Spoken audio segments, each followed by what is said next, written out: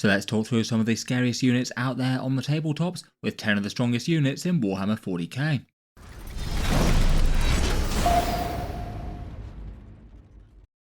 Hello and welcome back to Auspex Tactics, where today we're talking powerful units in game, with an updated video on some of the most powerful and scary units out there, and what makes them so strong right now.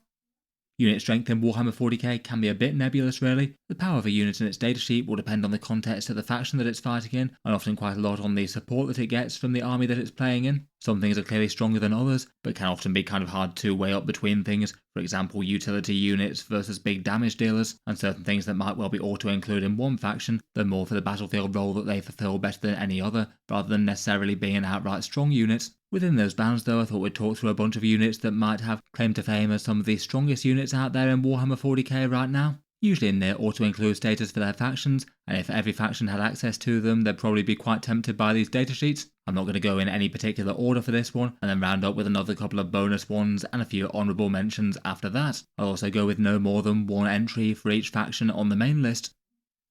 Starting out though, for the Thousand Sons, I've gone with the Tzaangor Enlightened with the Great Bows. I feel like for them it either could have been these guys or the Rubik Marines when supported by Sorcerers, but just for the base unit that does a surprising amount of good stuff for the cost, these guys really are pretty standout, having had an enormous glow up in the codex and good supporting rules to help the datasheet. It's 50 points per squad of 3 or 80 points for a squad of 6, so really not that much to upgrade to the bigger unit, which lots of people do, and either way that still gives you a fairly cheap, expendable and fast unit for rushing around doing secondaries and screening style things. For getting around the board they do have the mounted keyword, which is one drawback, but good movement can still carry them around terrain rather well. For a fast nuisance interference unit they just have surprisingly good firepower, 2 shots each hitting on a 4 at strength 5, AP 2 and damage 2. So enough to worry some space marines on their base profile, but on top of that they get lethal hits to make them just that bit more general purpose and ignores cover, and they also have the precision keyword as well, meaning they can genuinely threaten to snipe out sort of middle tier characters out of squads. Not every unit is going to be buffed to the max, but Thousand Sons have fairly easy access to some pretty enormous shooting buffs if you do need to focus down one target, maybe making those great bows either AP-3 or even AP-4 from rituals, or allowing some fairly easy access to reroll all hits. That one in particular is a pretty enormous damage buff for something that hits on a 4+. For a fast and maybe surprisingly deadly unit for 80 points, their durability is surprisingly not terrible. 2 wounds at toughness 4 with a 5+ invulnerable save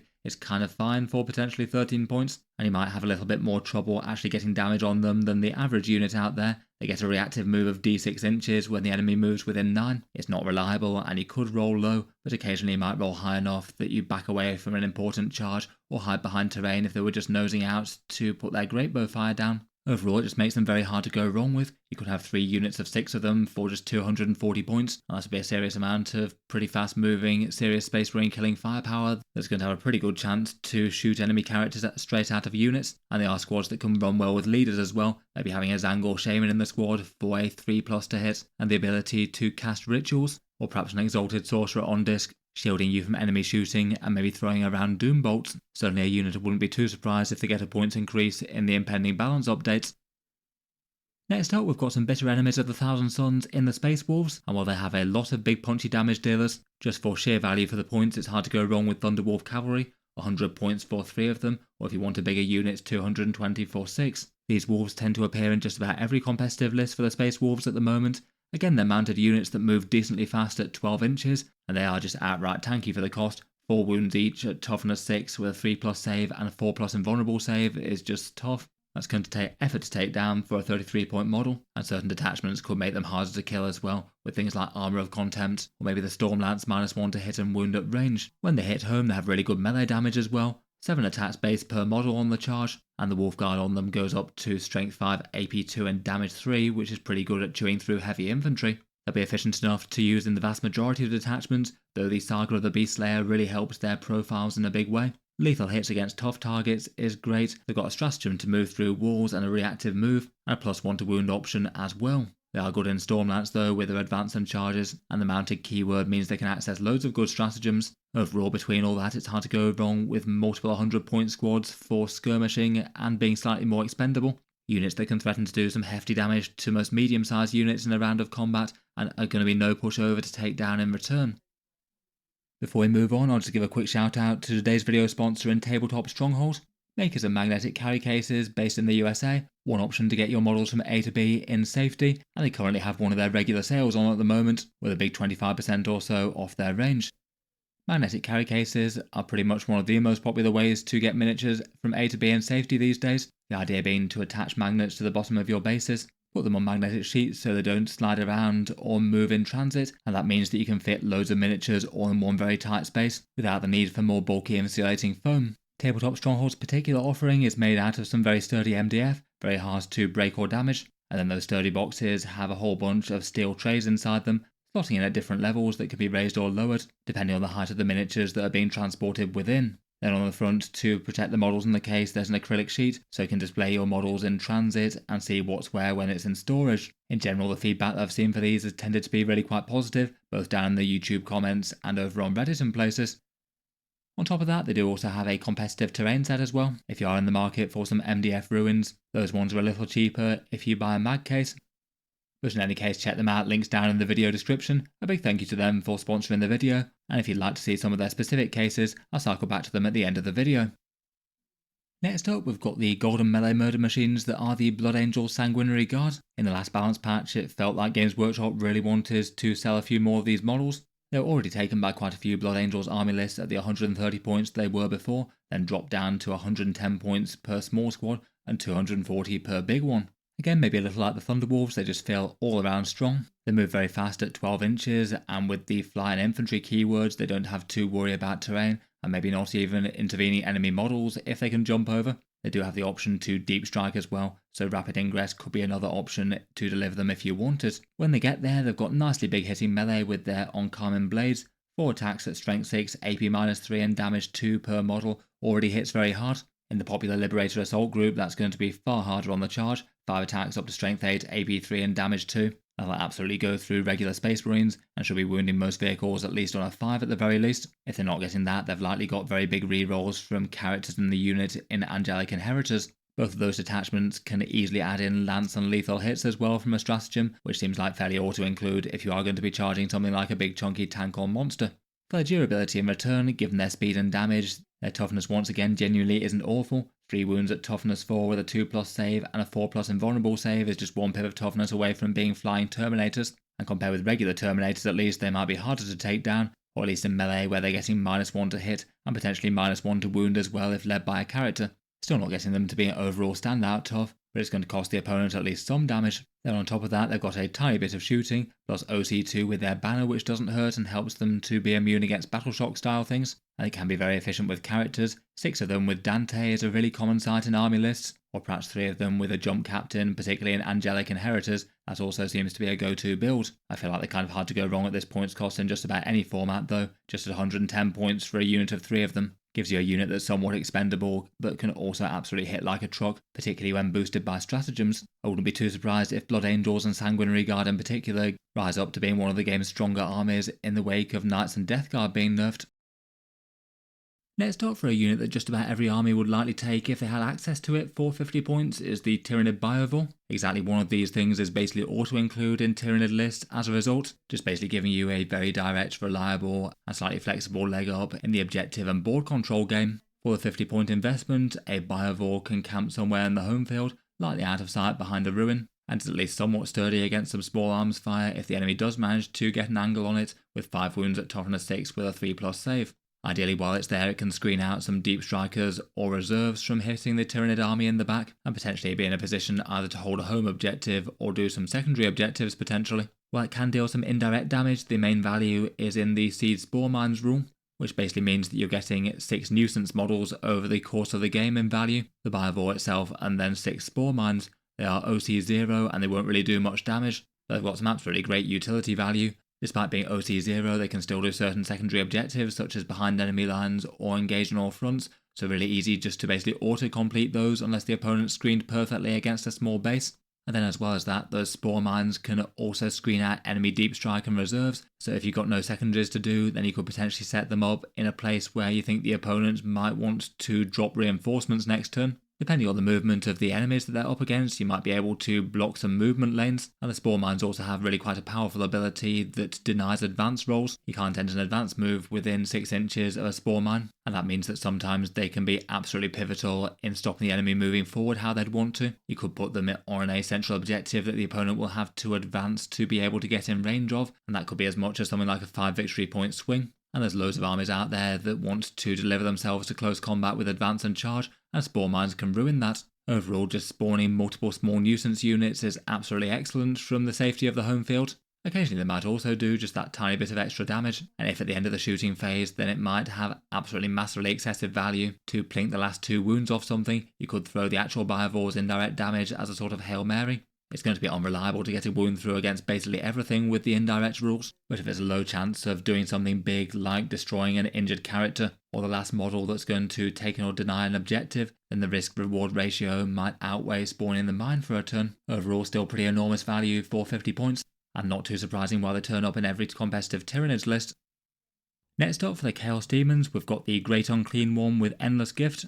Currently for the Chaos Demons, the Demonic Incursion's having a lot of success, and while the vast majority of the other greater demons are already quite efficient, Be'lakor included, it feels like maybe the single most standout excess value thing, just with his crazy amount of durability and his damage getting better than it used to be. Due to his +1 toughness aura, he's effective toughness 13, with 20 wounds, a 4+ invulnerable, and Great Unclean Ones have a 6+ feel no pain at base. He basically gained going up to toughness 13 when the demon index was updated, and that just makes him enormously harder to take down for a whole load of common anti-tank profiles. If you've got loads of las cannons, they're not going to enjoy trying to shoot down one of these. On top of that, his damage profile's also got a bit better in that update too. It's still not excessive for his points cost, though given his mad durability, he's likely to have a fair few turns to put all that chip damage to good use, likely with a Bile Sword for 6 attacks at strength 10 and damage d6+1 with lethal hits. The enhancement that takes him absolutely next level though is the Endless Gift one. That does cost a big 45 points, but gives this guy a massive 4+ feel no pain all the time as he's always within his own shadow of Nurgle.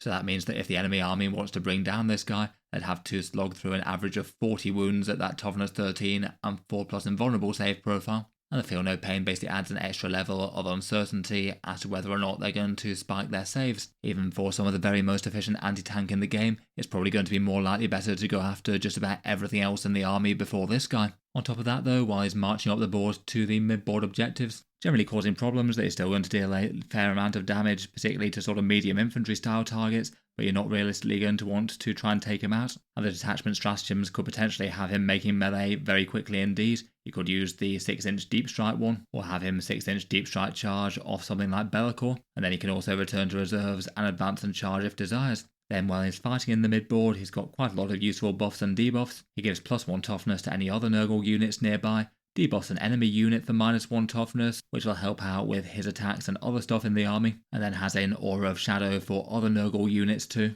They're probably more useful for boosted stratagems and things for him. Overall very intimidating for the sheer amount of stats and threat. Next up for another super durable unit, we're over to the Necrons, and here we've got their Wratihs and Technomancer. The Wraith's base stats are pretty solid. For 300 points total between them and the Technomancer, the Wraiths get 4 wounds at toughness 6 with a 4+ invulnerable. Already quite a lot of chunky stats that's going to eat a lot of special weapon fire or anti-tank fire, and the Technomancer in the unit gives them a 5+ feel no pain, so basically they have several barriers to damage which things could bounce off or get absorbed by. Then the Technomancer can heal one unit if there's one partially damaged, and reanimation protocols can start to revive the unit if the opponent does decide to go for them and try and take down a bunch, but doesn't wind up destroying all of them, which seems at least pretty likely. Their damage output certainly isn't super standout, but with their sheer volume of attacks they should be taking down a whole bunch of sort of medium infantry style targets and chipping off a solid amount of wounds off tougher stuff too. The base Wraiths get strength 6, AP -1 and damage 2 with their melee, and then some particle casters for some devastating wounds fire on top of that. Necron list certainly got an unexpected boost when they went down a little bit in the last balance update. They were already pretty strong and widely played before, and they also have pretty good synergy with some of the strongest Necron detachments at the moment, particularly Awakened Dynasty giving them a +1 to hit, their reactive reanimation stratagem, reviving the character to protect the Technomancer from getting sniped, and the Protocol of the Hungry Void can be pretty good as well for +1 strength and an extra pip of AP. The Star Shatter Arsenal maybe doesn't offer quite so much, but a +1 to hit against objectives isn't bad. They can also activate the reanimation once again, and the move d6 inches after being shot is nice. Not quite so many people play the Canoptek Court, but they're an absolutely central unit there. The core rule giving them some full rerolls, you can infiltrate them, prevent shooting and do reactive movements. They are pretty standout amazing in that detachment. Overall, they're really quite hard to go wrong with for a big durable unit to take and hold a midfield objective, potentially take lots of firepower and bounce right back and do a bunch of chip damage or take out some slightly larger enemy units as they go. Next up for the forces of the Unforgiven, we've got Grandmaster Azrael, just an all-around great leader character who still seems to be in rather auto-include territory for the Dark Angels. For his 115 points, you get a boosted Space Marine Captain style profile, 6 wounds with a 2+ save, a fairly shooty combi weapon for a Space Marine character, and then the Sword of Secrets for some devastating wounds at Strength 6, AP 4 and Damage 2. One of the things that makes up the biggest chunk of his value is his command point farming ability. You just get 1 extra command point in your command phase, no questions asked, and it's really nice to have that reliability to plug into more stratagems for more big swings in the game. On top of that though, he's also a great leader for his squad. He gives them sustained hits 1 for extra damage, and a 4+ invulnerable save which works great on any Space Marine unit with a 3+ save, and makes them fairly significantly harder to kill. He also comes with a once per game feel no pain against mortal wounds as well. Between all that, he's just a very usable and flexible character, and have seen him fielded in all kinds of different ways in different armies. It's really quite hard to go too far wrong. He can go minimal investment and going for 5 intercessors or assault intercessors. That's a good choice for allowing him to camp somewhere safe for the first few turns and generate those command points and then take the fight to the mid-board later on. The intercessors are nice for their sticky objectives that synergizes quite well with that. The assault intercessors can give him rerolls. Otherwise though, you can absolutely put him with damage dealers. He works well with inner circle companions who both enjoy the sustained hits and the 4+ invulnerable. It just means there's maybe a bit more pressure to use him aggressively if doing that though. And he absolutely can work well with both Hellblasters and Sternguard as well. Hellblasters maybe for the +2 strength stratagem in Wrath of the Rock. Again, they'll quite enjoy the sustained hits and the invulnerable, and Sternguard are pretty similar. Their biggest draw is their enormous rerolls against the Oath of Moment targets, which combined with Azrael's already punchy stat line just takes him next level. That sort of secrets is just going to be massively dangerous when it's rerolling all hits and wounds. Perhaps the only major bit of anti-synergy that he has is not really wanting to be in a transport to deliver the damage dealer style units, as that'll turn off his command point generation. Next up, I thought I'd go for the big chunky and intimidating battle tank of the Imperial Guard. The Rogal Dorn battle tank just has a whole load of might, tends to make its way into the majority of competitive guard lists and sometimes in multiples, though it's perhaps even stronger in more casual games where big scary units with just enormous amounts of stats on the damage and defense side of things tend to do increasingly well. For the Tank Commander datasheet, it's 265 points, and it's basically a big stack of a huge pile of guns. You get D6 plus 3 attached with its Suppressor Cannon at Strength 12, AP 2 and Damage 3, another D6 attached with a Pulverizer Cannon, or at Strength 9, AP 3 and Damage 3. Between those, they're going to take out some big chunks of vehicles or heavy infantry like Terminators. And then on top of that, you get a Coaxial Autocannon, 2 multi-melter sponsons, and potentially either melter guns or stubbers on top of that. You could have as many as 6 additional melter shots when up close, which will really hurt things with high armor saves. Then all of those guns should be hitting on a 3+ most of the time due to its ability to order itself with tank orders. Really nice to have that self-reliance. And you also get its datasheet rule to reroll 1 hit roll, wound roll and damage roll. Could be nice for the melter shots in particular. All of that's mounted on a chassis with some really solid defense. 18 wounds, toughness 12 with a 2+ save, and you can use smoke if you want to make it harder to kill. For most people it's the single best source of tank orders right now, so it can order itself with 1 order and flex into moving fast if it wants to over the damage output, and then give the other tank order to something different. Then it's got good synergy with the 2 most popular guard detachments, Combined Arms and Hammer of the Emperor. Combined Arms will really like the lethal hits, particularly on the Pulverizers and Multi-Melters. It could use Fields of Fire pretty well for that low AP firepower, and you could use Grand Strategist on it. Hammer of the Emperor has a whole bunch of stratagems that are maybe more efficient on the Dorn than anywhere else, and good enhancements just to give them a bit more flat damage or defense. The regular Rogal Dorn datasheet is pretty solid as well. It's 25 points cheaper, doesn't come with the tank orders if you don't need more of them, and is yet more durable with its blanker damage special rule. The guards have got plenty of other solid tanks, the Lehman Russes are good too. Still seems that the Rogal Dorn Tank Commander is pretty much the most played datasheet for them though. The majority of competitive lists take one, and you can easily add them in on top of other strategies as well. Just have an enormous firebase unit that's hard to deal with. Next up, the Orcs might be having a tougher time of it than most in Warhammer 40k right now, but while the boys might or might not win fights, it's often the Grots that win games, and Gretchin units at 40 points are still just enormously efficient. The vast majority of factions would take them if they could. For 40 points you get 10 diminutive greenskins and a Runtherd. 40 points is already a low cost for just about any unit in Warhammer 40k, and they're units that can still equally do actions and hold objectives. And in terms of OC for the points, Gretchin are maybe one of the single best units in the game, each of them getting OC2, meaning that the opponent does genuinely need to wipe out the squad if they're going to take the objective they're on. Several units with small arms should be fine to clear them out in a turn or so, but elite damage dealers are likely going to be wasted on them, and certain ones might still struggle to actually take them down in a single turn just due to having 11 bodies, so you need at least that many attacks to hit and wound. It can be harder to take out in the turn of the War as well. The 5+ invulnerable save means that their bodies will go a lot further. What makes them absolutely truly auto-include though are their command point generation rules. For each objective that has a Gretchin unit on, you roll a dice at the start of your movement phase. On a 4+ you generate a command point, so over the course of the game, for just a unit sat on a home field objective, you're probably going to get 2 or 3. Maybe the chance to get more if you've got another unit heading for a midfield point. Those command points have got some pretty big value, and there's certainly going to be times when spending them is going to have far more value than 40 points in a swing. There's a pretty reasonable chance the Gretchin could justify themselves with that rule, never mind any actual objective grabbing or actions or anything that they do. Overall, between all that, there's not many armies in the game that wouldn't want 1 or 2 squads of them if they could take them in an army list. Usually around about 2 squads tends to be the sweet spot for a bunch of orc lists, though I feel like you could go 3 if you wanted. There are other ways to use them as well. Zogrod Wartsnagger is also genuinely usable, and you could do Gretchin meme list things in Dread Mob if you wanted to. Next up, and certainly making a big impact on tournaments recently, has been the Black Templar power combo with the Sword Brethren and Castellan and Marshal.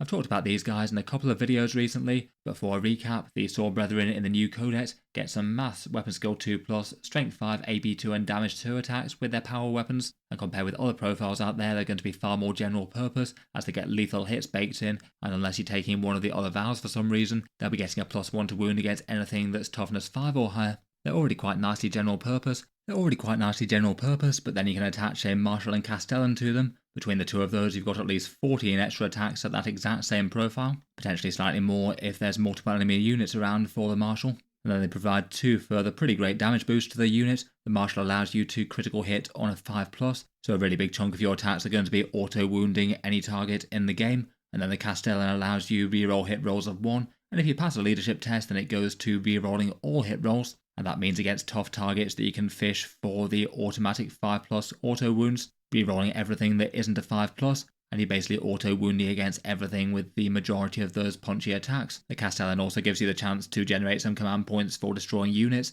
which seems pretty plausible that you're going to with this setup on the go. The unit does seem like a pretty terrifying combo. Black Templars lists seem to be using multiple units set up similar to this, maybe Hellbrets being an option to get in the mix on top of that. They tend to be doing best in Gladius Task Force at the moment, allowing you to advance and charge, an extra AP stratagem and fights on death. They are really quite fragile, so we'll want to be jumping out of a transport to get them close to the enemy while being safe, maybe in a Templar pattern, Impulsor or Repulsor, or perhaps a Land Raider. Next up, despite the recent points increase, I'm still going to rank Canis Rex on the list. I'm sure plenty of people out there are pretty well familiar with what he does. Previously 380 points, now 415, though still looking like he'll be an auto-include status for the Imperial Knights and a massive threat to see on the other side of the tabletop.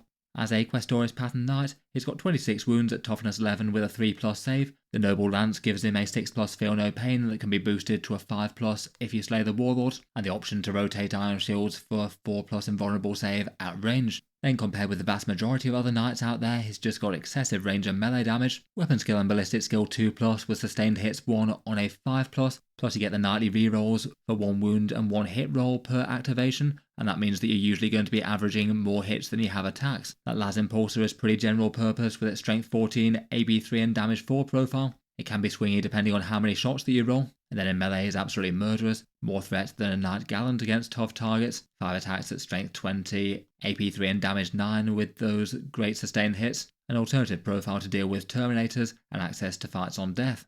Finally, on top of awesome stat lines, he's got his discounted stratagem rules, really impactful on a big efficient model like him, allowing easy tank shock, epic challenge, rotate ion shields, and discounting on the more expensive nightly stratagems, plus command rerolls have a really big deal as well, rerolling wound rolls, charges or saves if you want to.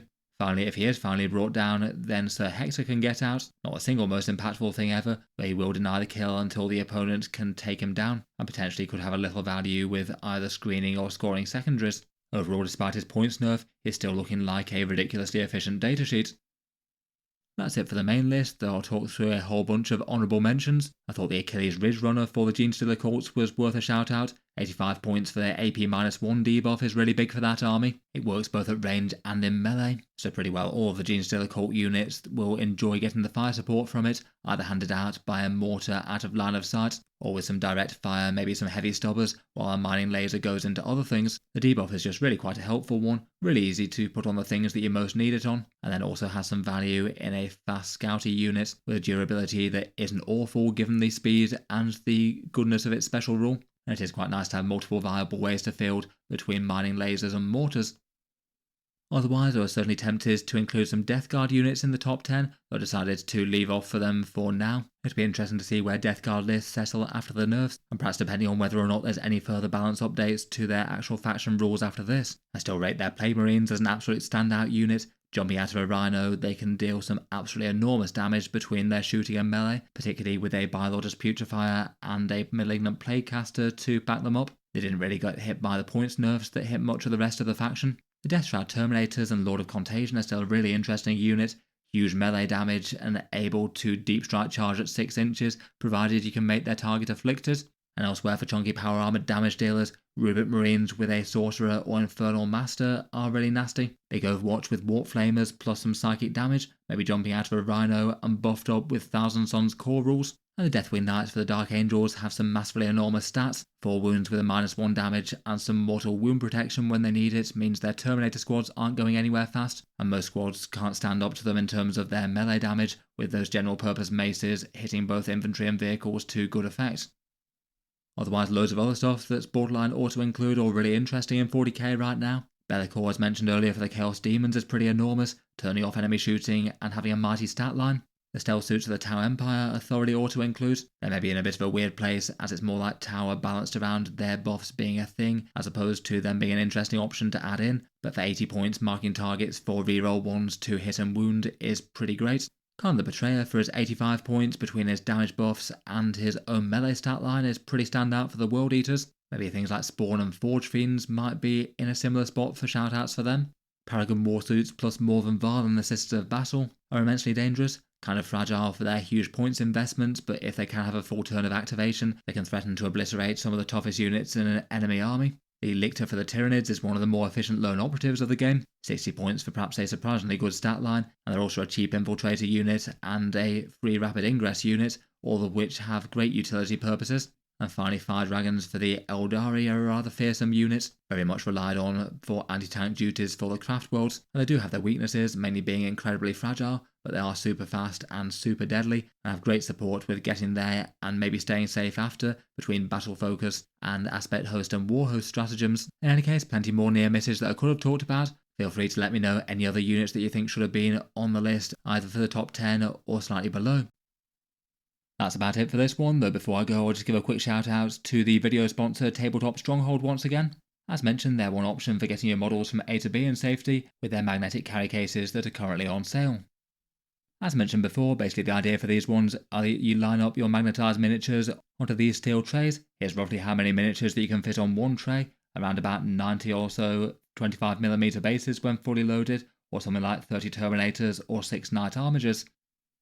Then those trays go in cases of different sizes. Their mini one is £72 or $75 when it's on sale. That includes shipping and postage out to you, though depending on location might have some import duties or VAT. Even the small one's got a fair amount of room in it, as you can see plenty of Terminators and big tanks in this one. Their more normal size mag case is this one, £112 or $120. This one's got quite a lot more room in it, including for big Tor models, as you can see by the Chaos Knight on the ground floor. Each of these comes with a bunch of magnets for mounting to the bases of the miniatures included with the set, and I'll leave the dimensions of the cases here on the screen. There's also the really big XL case, which is basically 2 of the previous attached together. That should be enough room for plenty of entire collections. You can see the acrylic sheet on the front of this one, keeping the models contained, and there's different options for purchase with different numbers of the steel trays, which can raise or lower the price a bit. Finally, as mentioned, they've got their competitive terrain set as well, with some MDF ruins if you're interested in that. If you were looking at getting something like that, then it costs a little bit less for this one if you happen to pick up a mag case. In any case, a big thank you to Tabletop Stronghold for sponsoring the video. You can check them out, links down in the video description below. I'll leave that there for now though. Feel free to subscribe to Auspex Tactics if you'd like to see more like this. I'll certainly keep the regular 40k videos coming, with new ones out just about every day. Finally, if you have been enjoying the videos on the channel, then I'd just like to mention that Auspex Tactics does have a Patreon page as well, and you can find that linked in the video description if you'd like to help support and keep these coming. Channel patrons do get a fair few advantages, seeing certain videos early, regular votes to see what sort of things come next on the channel, and automatic entry into the regular prize giveaways with the chance to win some big model kits each month. If any of that sounds good to you, or you'd just like to help support, the link's down in the video description. In any case, a massive thank you for listening, and I'll hope to see you guys next time.